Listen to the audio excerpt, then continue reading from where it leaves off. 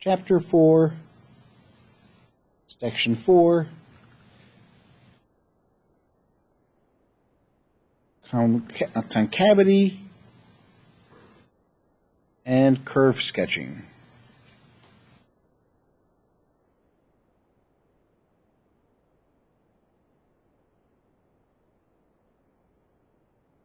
Concavity and Curve Sketching.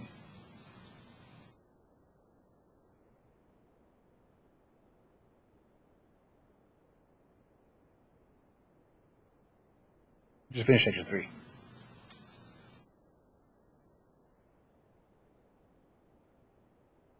So let's recap everything we've done so far. What can we find with the original function?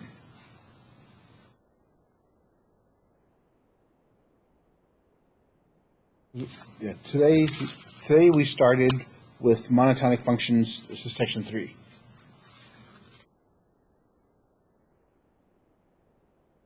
So, what can we find with the original function? What's that?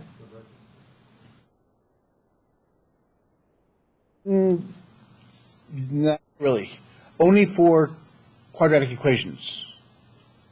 But higher order polynomials, we can't use it. Find points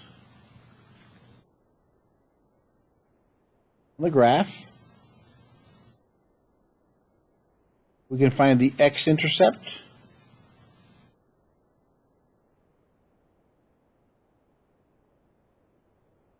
The y-intercept.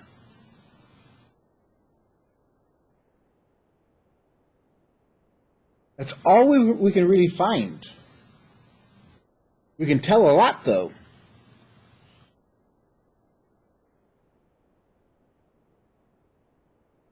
We can tell the shape of the curve.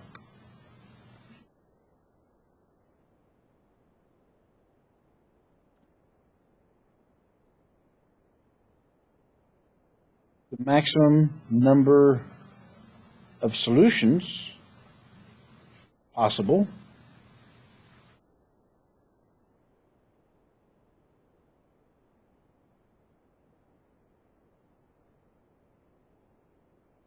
The maximum number of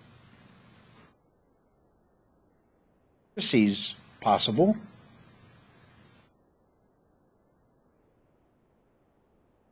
That's pretty much it. That's all it can tell us.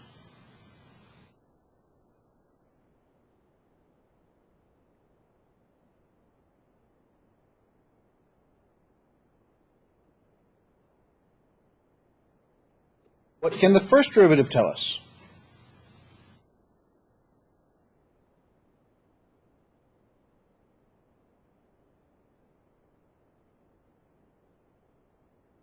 Yeah.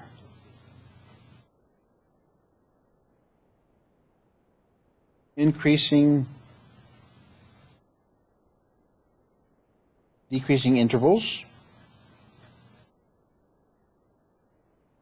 What else?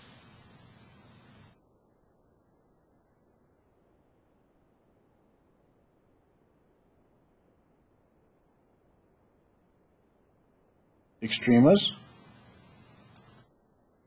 also called the vertices.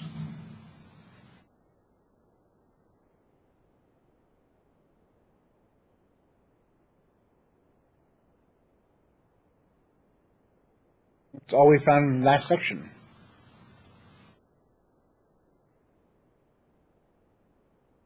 You see how we're building up the graph of the picture itself, of the function itself? We know it's increasing where it's decreasing. We know where the extrema are. We found the critical values. Those are the points of the maximum minima. Plug those into the original function, and that'll give us the location of those points. So now we venture into another domain, that of the second derivative. The second derivative tells us how the graph bends and turns.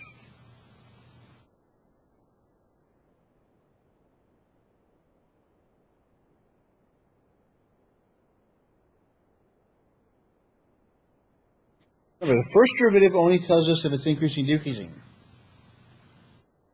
The second derivative now tells us exactly what the shape is going to look like.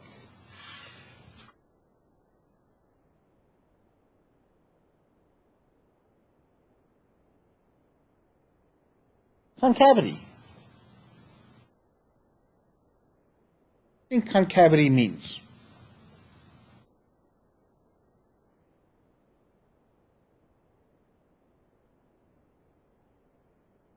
Yeah.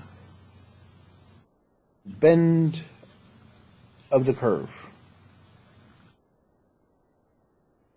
Yeah, I'm glad you used that word. We have two types. We have convex and concave. What's the difference?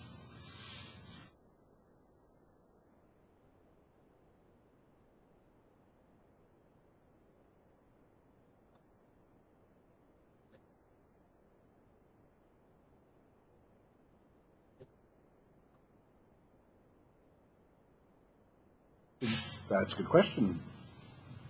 We have to look at, now we're going to look at the slopes of the things, the bend of them. So to be convex, it's concave up. Concave is normally concave down. What does that mean?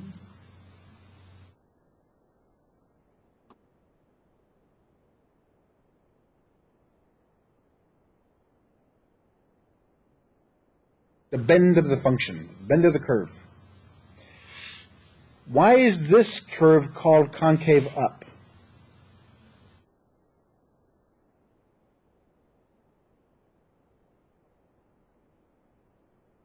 It's pointing up. If you hold a cup, it's holding it up. The bend is going up. The bend is going down. That's what we're looking at here.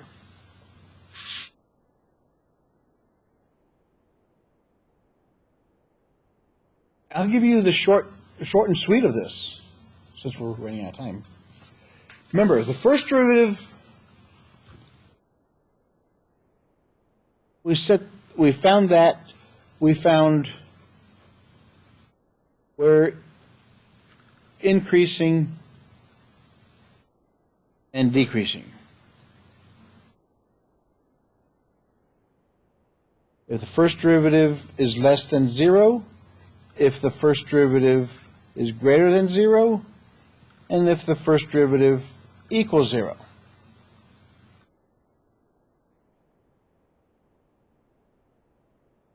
The second derivative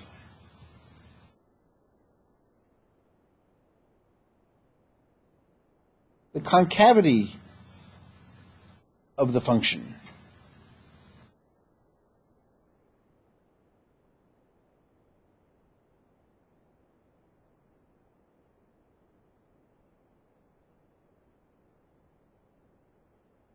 If it's positive, if it's negative, and then it also has a point where it equals 0.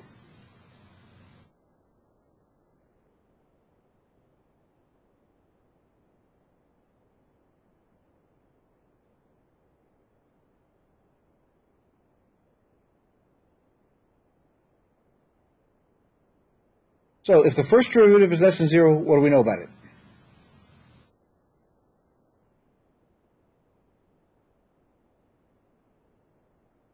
If it's greater than 0? If it's equal to 0? The vertex. It's a horizontal line.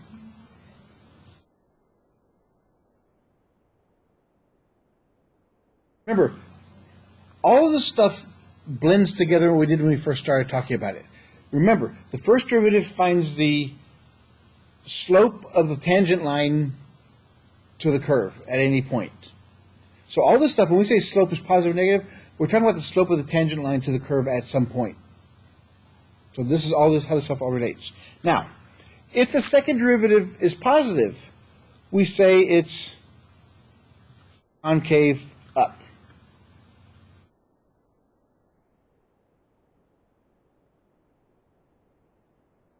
If the second derivative is negative, we say the concavity is down. It's concave down.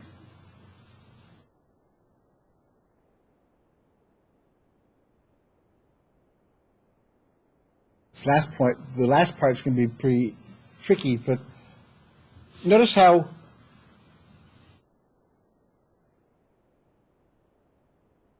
we have a positive slope here, we have a negative slope here, and we have no slope there.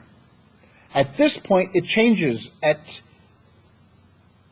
the first derivative, it equals 0. That's where there's no sign. Neither it's decreasing nor it's decreasing. The same stuff happens down here.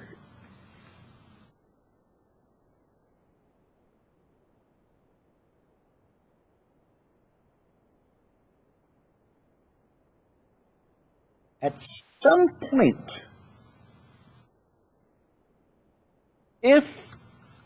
point, if on the left-hand side the second derivative is positive, it's concave up.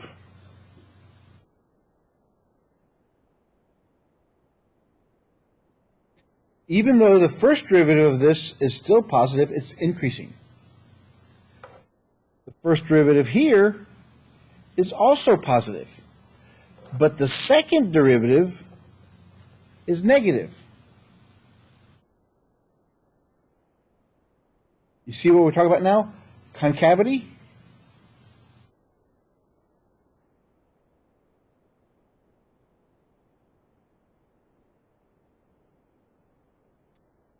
So there has to be a point. There has to be a point where the concavity is neither up or down. That's what happens at the second derivative equals 0. We call that the point of inflection.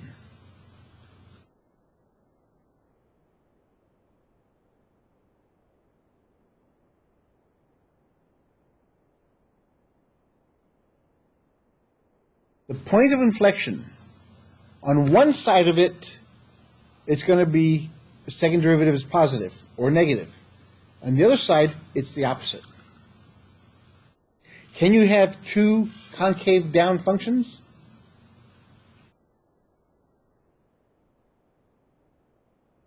No, impossible.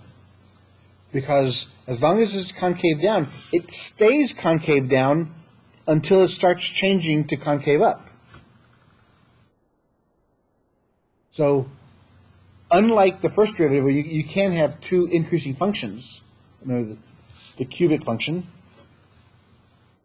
you can have increasing, but the concavity has to be different on both sides. So this point is also the point of inflection.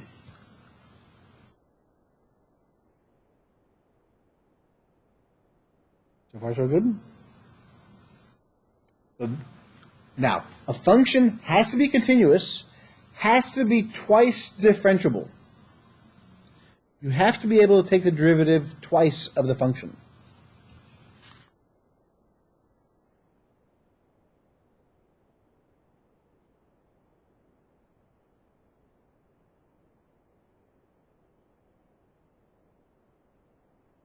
Is this function twice differentiable? No. Because, yes, we can find the slope of this curve, of this line. It's a positive slope, so it's an increasing graph. But the second derivative is 0. It doesn't exist. I mean, there's nothing. You have to be able to take the equation and set it equal to 0 to find an x. Because for the second derivative to equal 0, you have to have an x value, be able to solve for x. Not like this. Because here, every x value gives you a 0 value. So it's neither concave up nor concave down. It's a straight line. Let's take an example. Let's use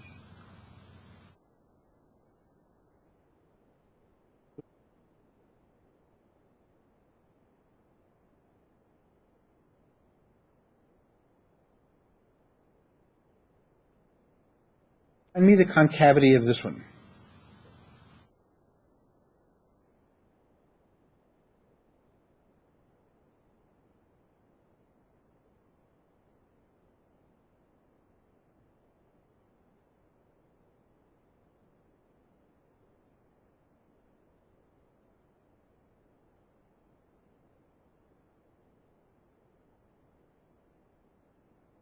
First derivative is 2x. What does this tell us?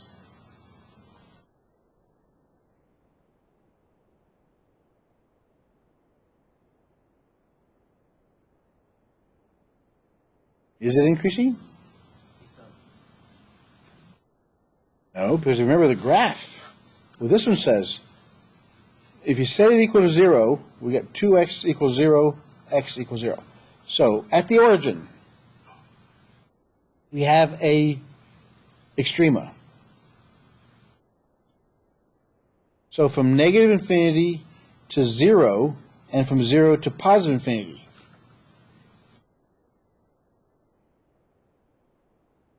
I put negative 10 in there, and put it in that.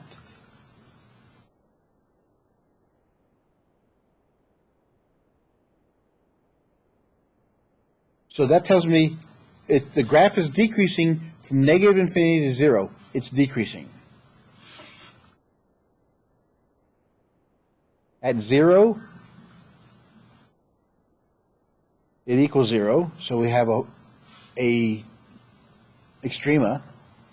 And then on the other side,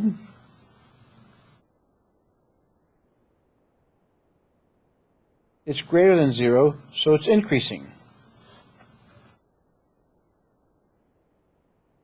Looking at the graph, what do we expect the concavity to be?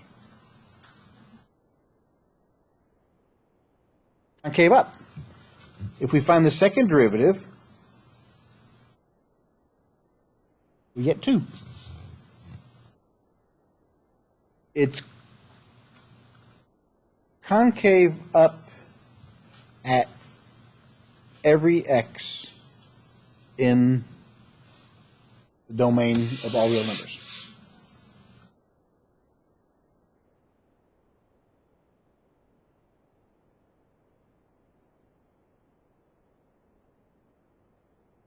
This is the least amount possible because it has to be twice differentiable. In other words, these exponents have to be 2 or higher. Or it could be a trig function where they're infinitely changing. All right, so let's look at x cubed.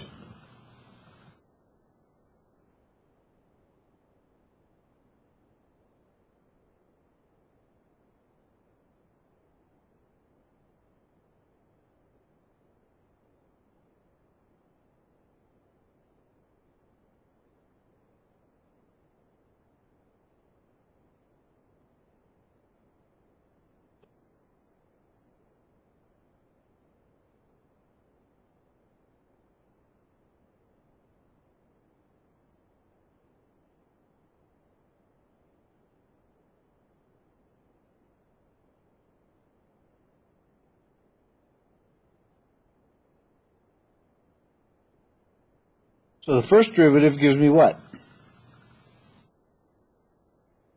3x squared.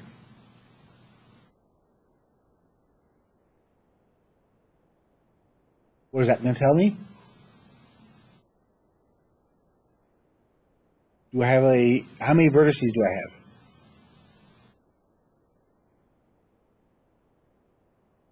Take this equation, set it equal to 0. We only have one vertex.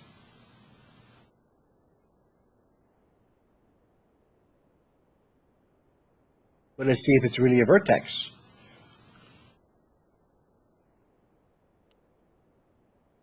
From negative infinity to positive infinity. Try negative 1. So the first derivative of negative 1 gives us squared. Negative 1 squared is 1 times 3 is 3. It's greater than 0, so it's increasing.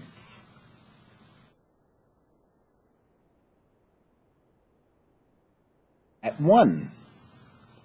First derivative, 3 times 1 squared is also 3. It's also increasing.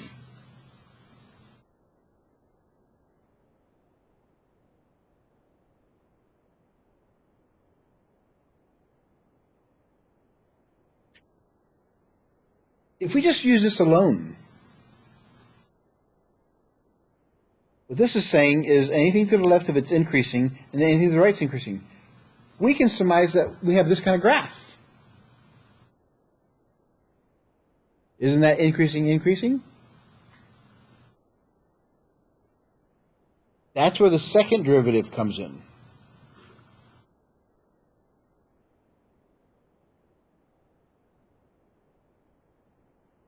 On the same intervals. -1.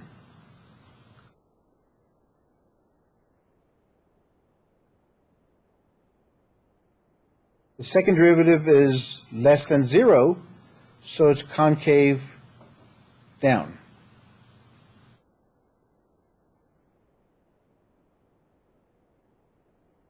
The second derivative at 1, 6, which is greater than 0, so it's concave up.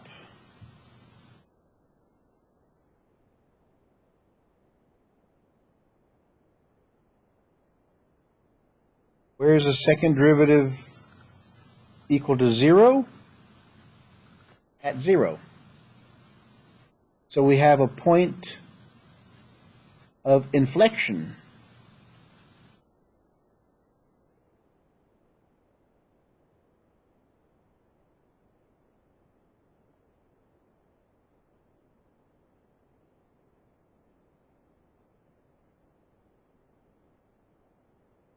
Now, the second derivative gives us shape to the curve, to the graph. We know that anything to the left of 0 is going to give me concave down. So I know from here it's going to be concave down. We have a point of inflection at 0, 0, and anything to the positive realm will have concave up. We have a bend like this.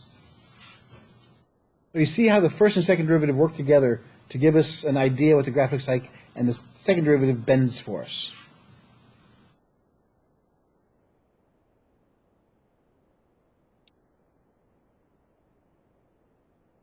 Everybody okay with that? We have to throw some trigonometry in there.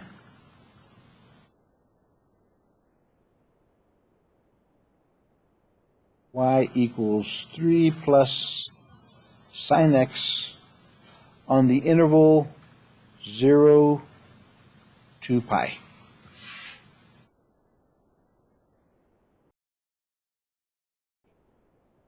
All right, let's look at these things. The first derivative gives us cosine of x.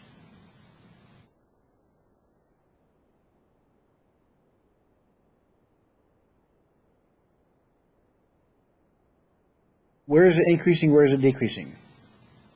On the 2 pi. So if we look at the graph of cosine,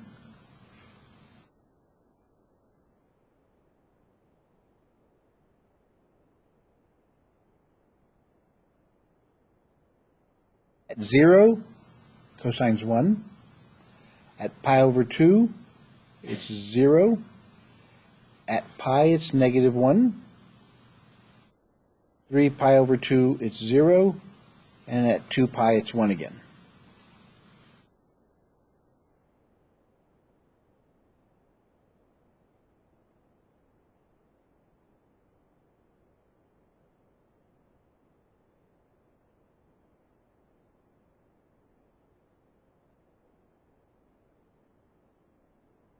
So looking at this, from 0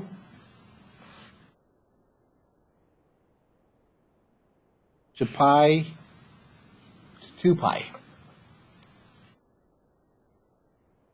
From 0 to pi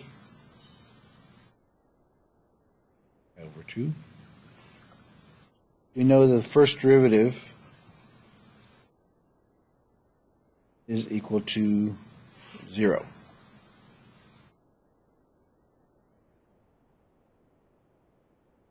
over 4.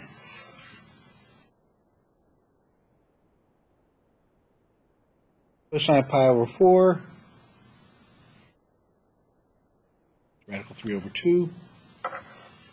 And then in this realm, you see it's going down, so this is decreasing, this is increasing. So at pi, we have our, is it an absolute or is it local? Both.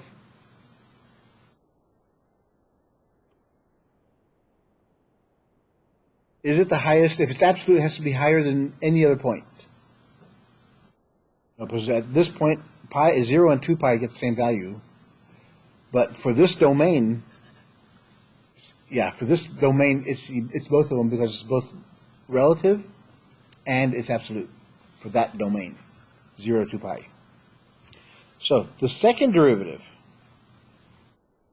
So the derivative of cosine is negative sine x. Where is negative sine x equal to 0?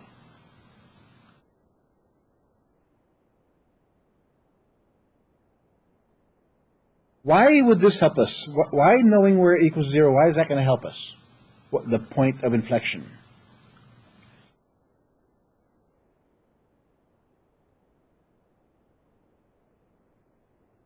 Yeah, exactly, because at point of inflection it changes from up to down, or down to up. Once we find this one, then we could go both sides and then we have it. Same thing we do with the cosine. Find out whether the first derivative equals 0, and then we know at both sides whether it's increasing, decreasing.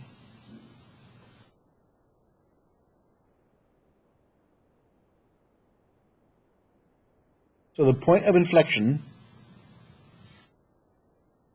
so where is negative sine x equal to 0 on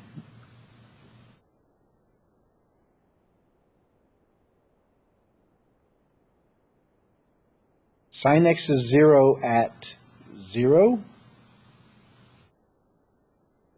pi, and 2 pi.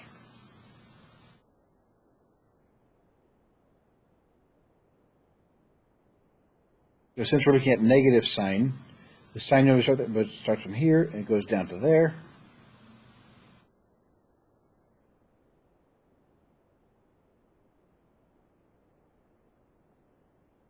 There's the negative sign. It just shifts the cosine over to the left.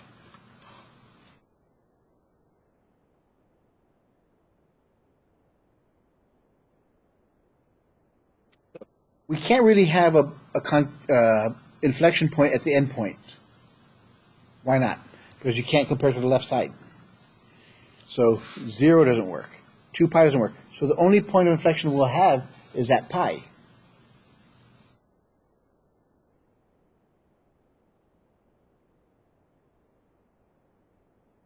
What happens at pi?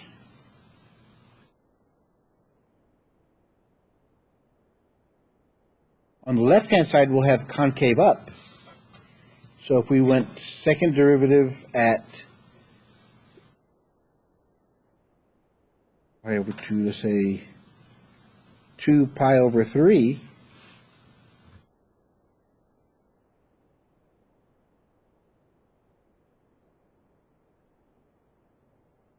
will give us a positive value. And the second derivative at 4 pi over 3 will give us negative because the curve bends that way. So as it goes up, it changes direction. As it comes down, it changes direction. These are our point of inflections, midpoint of all graphs. All the stuff related to science, to physics.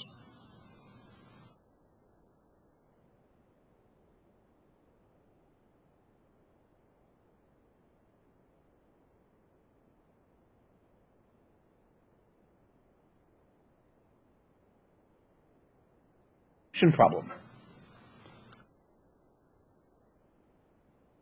What does the S function find for us?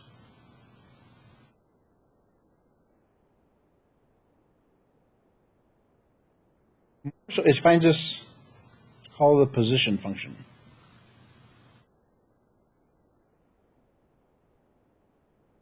The first derivative of the position function finds us what? Velocity.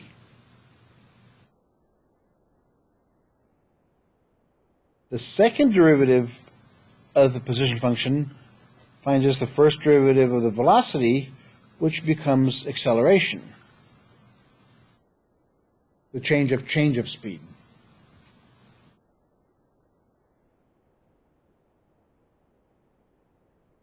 So in the first derivative of our position function,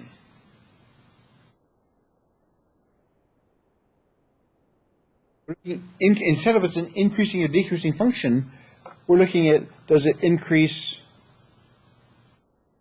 or decrease velocity or speed? Does it increase speed or decrease speed? In the second derivative, concave up means the second derivative is positive, means it's accelerating. It's going faster.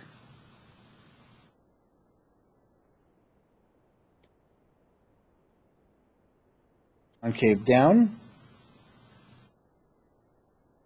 means it's negative.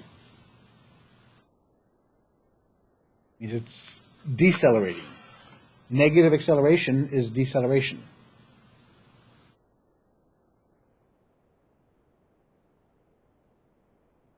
Does it ever change direction of movement? Because as the position function moves left to right, the only thing changes is its velocity and its acceleration.